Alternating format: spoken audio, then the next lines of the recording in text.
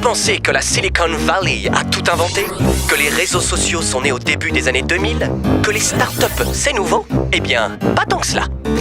Paléo Futur décode notre société actuelle en se replongeant dans le passé.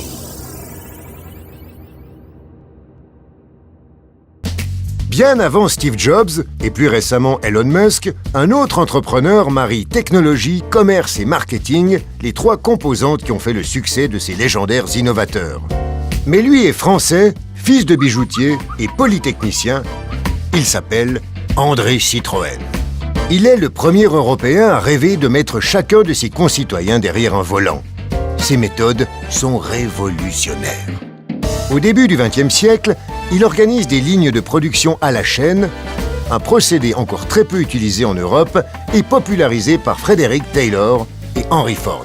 Il finance la construction de ces usines en demandant à ses futurs clients de prépayer partiellement leurs voitures, comme le fera Elon Musk en 2016 pour lancer sa voiture révolutionnaire, la Tesla Model 3.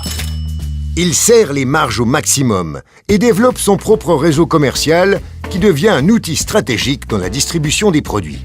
Tout comme Musk aujourd'hui, il déploie un réseau de recharge pour que ses clients ne tombent pas en panne. Pour Tesla, ce sont les superchargeurs électriques. Pour Citroën, ce sont des bidons d'essence de 5 litres mis à disposition dans les épiceries de campagne jusqu'à ce que la compagnie française des pétroles Total mette en place un véritable réseau d'approvisionnement en 1924. Et Citroën veut être plus qu'une marque, presque une religion.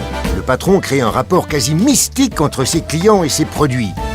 Il se met en scène en faisant écrire son nom en fumée dans le ciel de Paris par un avion ou en 1925 sur la Tour Eiffel à l'aide de 250 000 ampoules. Ou en faisant publier de 1928 à 1930 le Citroën, une page imprimée en 4e de couverture d'une centaine de quotidiens français tirés à 15 millions d'exemplaires. Si aujourd'hui les grandes entreprises sont obsédées par la cohérence de leur marque, qui doit rester reconnaissable d'un écran de smartphone à un logo sur un emballage, Citroën a dès les années 30 réussi à déployer une identité visuelle que l'on reconnaît entre mille. Le double chevron emblématique trône partout, sur les poignées de porte, les pièces détachées, les uniformes des employés et bien sûr sur l'automobile elle-même.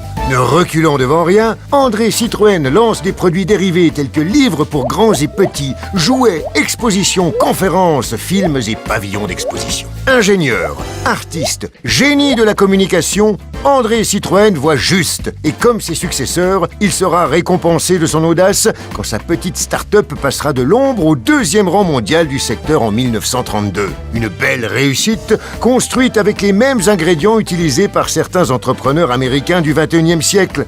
Comme quoi, si les temps changent, côté business, les clés de la réussite restent les mêmes.